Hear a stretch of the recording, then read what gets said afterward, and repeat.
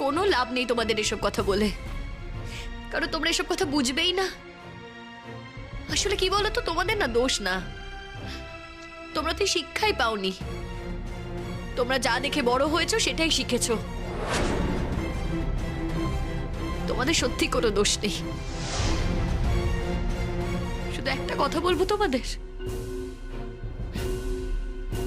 আমাকে একটা সুযোগ দেবে, একটা সুযোগ। আমি কথা দিচ্ছি, আমি তোমাদের কথা কাউকে বলবো না। ওই ভয় পাই না কি রে তোরে আমরা? তুই বলবি না মানে? তোকে বলার সুযোগ দিচ্ছে কে? তোর তো জীবনটা এখানেই শেষ হয়ে যাবে। শোন, তোর মতন মেয়ে অন্য কোনো মেয়ে হলে না একটু ভোগটোক করতাম। তুই এতটাই অপবিত্র, তোকে ছুলে আমরা নিজেরাই অপবিত্র হয়ে যাব, তাই তোকে ছুটছি না, বুঝেছিস? মরলে মরি, কিন্তু তাও তোমাদের কাছে আমি কৃতজ্ঞ থাকবো যে মরার সময় তোমরা আমাকে একটু সম্মান দিয়েছো। সারা জীবন আমি কৃতজ্ঞ থাকবো তোমাদের কাছে। আর আল্লাহর কাছে আমার একটাই কথা বলার আছে, আল্লাহ আমি মরলে মরি, কিন্তু যেন আমি সম্মানের সাথে মরি। সারা জীবন অনেক অসম্মান পেয়েছি, মৃত্যুর সময় যেন অসম্মান না পাই। আই যা, এখন থেকে তুই মৃত্যুর জন্য প্রহর গণ। তোমরা আমাকে সত্যি বাঁচতে দেবে না? না সন্দেহ আছে? তোর মতন মেয়েকে সুযোগ পেয়ে কেউ না মেরে বাঁচিয়ে রাখে? তোকে বাঁচিয়ে রাখলে তোর মতো মেয়ের সংখ্যা সারা দেশে বাড়বে, আর আমরা এর বিরুদ্ধেই বিদ্রোহ করি। মেয়েদের আমরা বাড়তে দিতে চাই না। তুই নিজে বেড়েছিস, আর সব মেয়েরা তোরে দেখে বাড়ছে। তোর মতো মেয়েদের বাড় বৃদ্ধি আমরা আটকাবো যেমন করে পারি। পারবে না তোমরা। আজ আমাকে মেরে ফেলবে তো? আজ আমাকে মেরে ফেললেও লাখ লাখ শবনম বেঁচে উঠবে।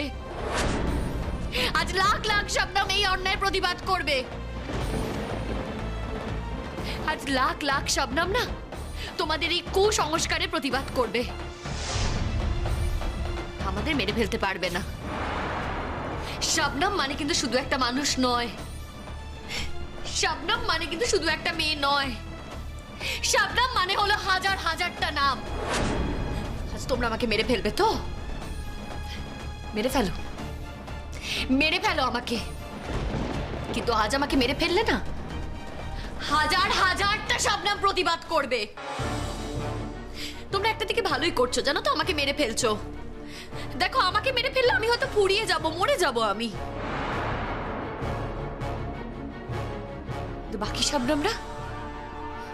বাকি শবনমরা কিন্তু জ্বলে উঠবে। তুমি উপকারই করছো। আজ আজ আমাকে মেরে ফেলছো বলেই না বাকি শবনমরা নিজেদের গলার আওয়াজ তুলবে। সেটা অনেক আগেই দরকার ছিল, সেটা প্রয়োজন ছিল। কি করবে তোমরা? মেরে ফেলবে তো আমাকে? মেরে ফেলো, মেরে ফেলো আমাকে, আমি তৈরি। যা করার তোমরা করো। কিরে, তুই ভয় পাচ্ছিস না? তুই মরতে ভয় পাস না?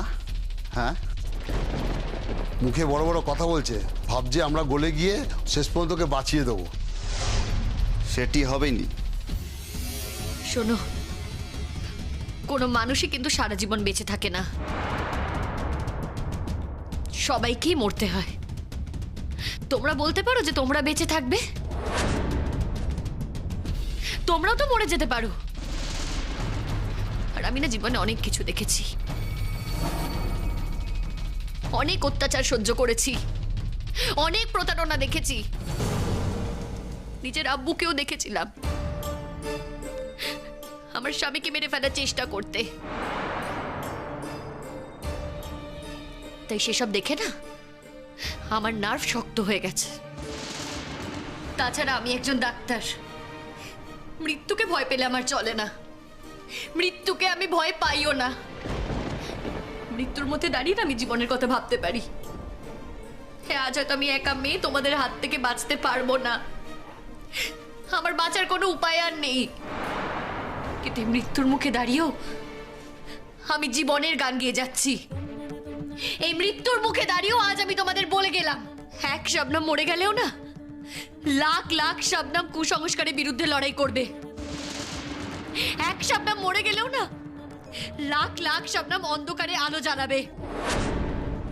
এই একটা শবনম মরে গিয়ে হাজারটা শবনমকে জন্ম দেবে। কি হলো, দাঁড়িয়ে আছো কেন? মেরে ফেলো আমাকে। কই তোমাদের বন্দুক? গুলি করো আমাকে, মেরে ফেলো, আমি তৈরি, মেরে ফেলো আমাকে। আমাদের কাছে বন্দুক নেই, বন্দুকের একটা গুলি ছুড়লেই তো এক মুহূর্তে তুই মরে যাবি। তুই তো কোনো কষ্টই পাবি না, তোকে তো আমরা ওইভাবে মারবো না রে, তোকে মারবো অন্যভাবে। নে নে, এখন থেকে প্রহর গণা শুরু কর। এই মুহূর্ত থেকে তুই কিভাবে আগুনে পুড়ে ঝলসে মরিস সেইটাই আমরা দেখব। ওই চলো।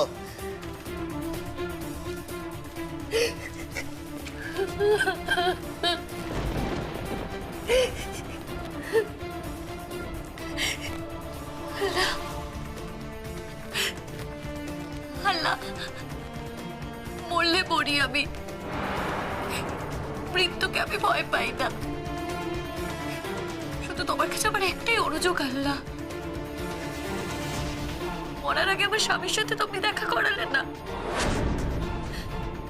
আল্লাহ, আমার জীবনের বিনিময় তুমি জজদাকে ভালো রেখো আল্লাহ, আমার প্রতি শত্রুতার রাত যেন জজদার ওপর না পড়ে।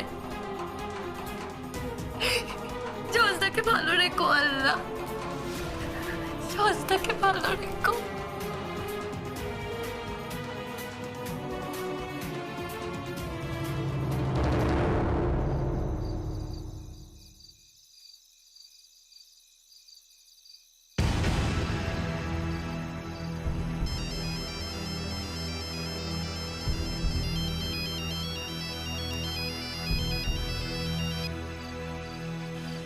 হ্যাঁ বলো।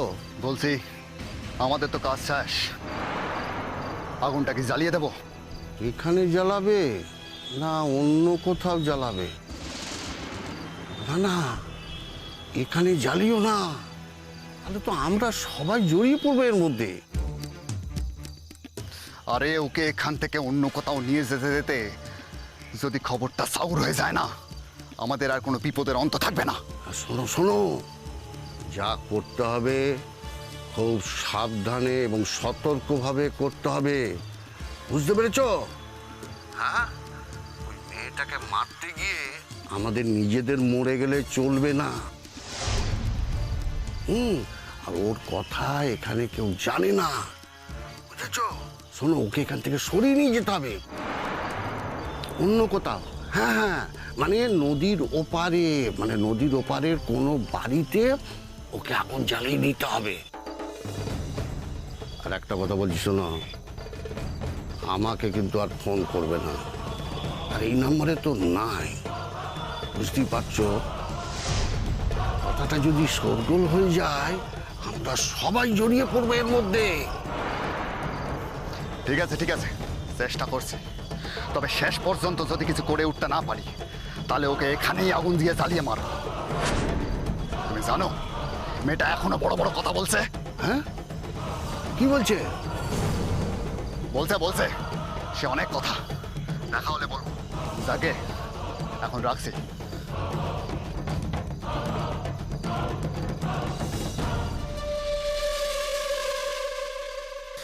রাহুল, আমার বড্ড ভয় করছে রাহুল। না আচ্ছা, টেনশন করার কি আছে, আমি তো আছি তো নাকি? আচ্ছা প্রিয়া, তুই শিওর তো যে এই রাস্তা দিয়ে গেছে? হ্যাঁ, আমি শিওর ওরা এদিক দিয়ে গেছে। কি রে রাহুলদা, তোরা? তোমরা এভাবে কলকাতা রওনা দেবে, আমাদের তো একবার জানাবে না? কি জানাবো, আমার মাথায় কিচ্ছু নেই ভাই, পুরো ব্ল্যাঙ্ক হয়ে গেছে আমি। আমাদের এনি হাউস শবনমকে খুঁজতেই হবে। হ্যাঁ দেখি।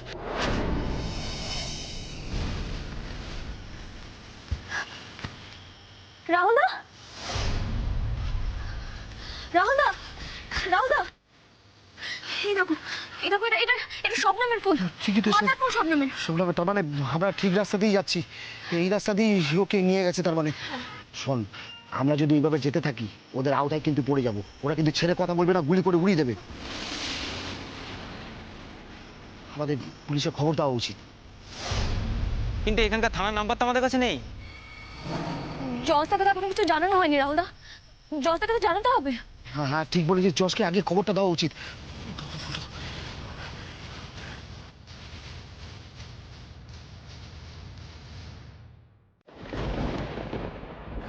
রাহুলদা, রাহুলদা, রোহিণী এখন অনেকটা বেটার, আগের থেকে অনেকটা বেটার। কিন্তু শুনছি নিচে পুলিশ এসেছে। But I don't care, I seriously don't care. আমি পুলিশকে বলবো যে আপনারা একটা দিন অপেক্ষা করুন, ওয়েট করুন আমার জন্য। আমি বিয়েটা সেরে আসি, তারপর আপনাদের সব প্রশ্নের উত্তর দেবো আমি। তবে শুনছি আমাকে নাকি অ্যারেস্ট করার জন্য ওরা এখানে এসেছে। জজ, আগে আমার কথা শোন, তোর সাথে কথা আছে। হ্যাঁ হ্যাঁ, বলো নাকি। আচ্ছা আচ্ছা, আমি বুঝতে পেরেছি, শবনম খুব আপসেট আছে তো। হ্যাঁ স্বাভাবিক, আমি ওকে অনেকবার ফোন করেছি, ও ফোনটা ধরছে না। শোন, আমরা সবাই মিলে কলকাতা যাওয়ার জন্য রওনা দিয়েছিলাম।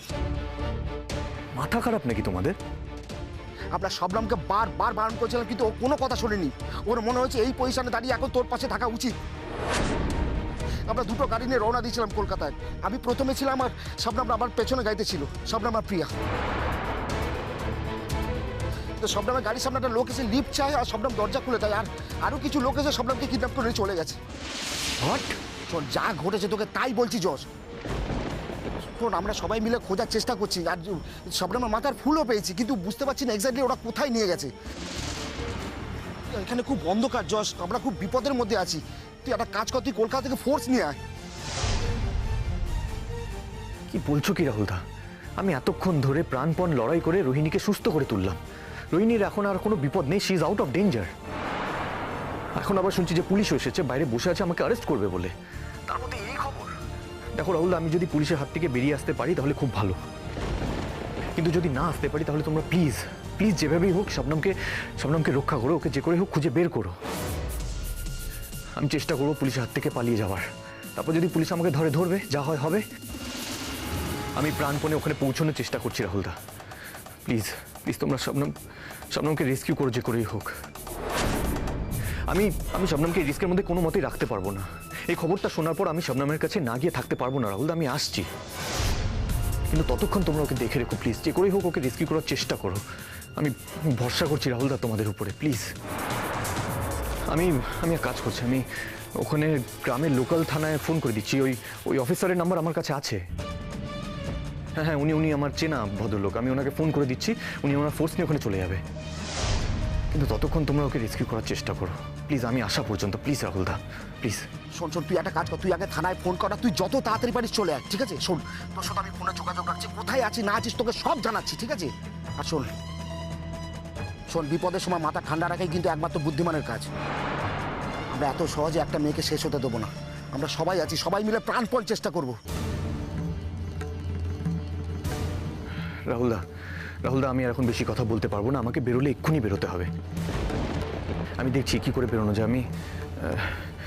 আমি ওয়াশরুমের ভেতর দিয়ে পালানোর চেষ্টা করছি। রাহুলদা, আমি এখন রাখছি, আমি পরে কথা বলবো। ঠিক আছে, তাড়াতাড়ি আয়, তাড়াতাড়ি আয়, চল।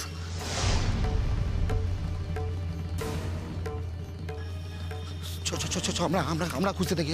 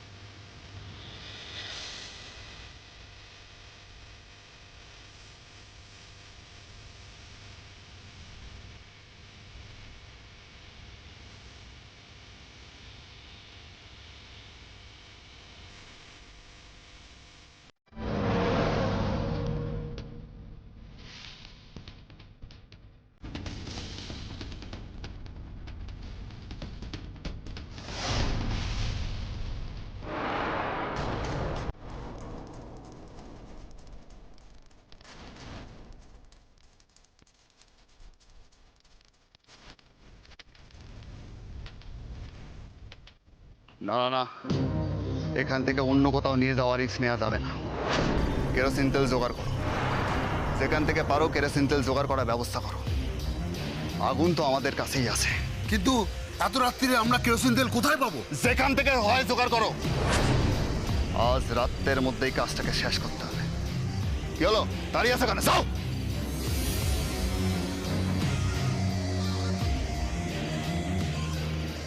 কেরোসিন তেল এলেই আগুনটা জ্বালিয়ে দেব।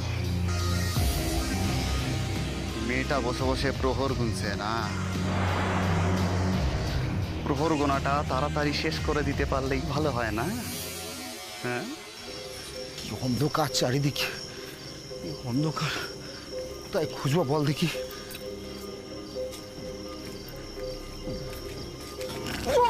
রাহুল তুমি ঠিক আছো? লাগেনি তো তোমার? না ঠিক আছে, ছাড়ো সব কথা। এই অন্ধকার এখন কোথায় খুঁজবো বল দেখি, আর শবনমের তার কোনো চিহ্নও খুঁজে পাচ্ছি না। এইভাবে মেয়েটাকে আমার চোখের সামনে দিয়ে নিয়ে যাবে তো ভাবতেও পারছি না। আসলে কিছু না, ওরা একটু সময়টা বেশি পেয়ে গেছে, আর গ্রামটা আমাদের কাছে অচেনা। এই অন্ধকার গ্রামে শবনমকে এখন কোথায় রেখেছে, কি করে খুঁজো বল দেখি। চল ওই দিকটা গিয়ে দেখি, যদি ওই দিকটা কিছু পাই, যদি সন্দেহজনক বাড়ি পাই নক করতে হবে। চল আয়, দেখে দেখে দেখে আয়।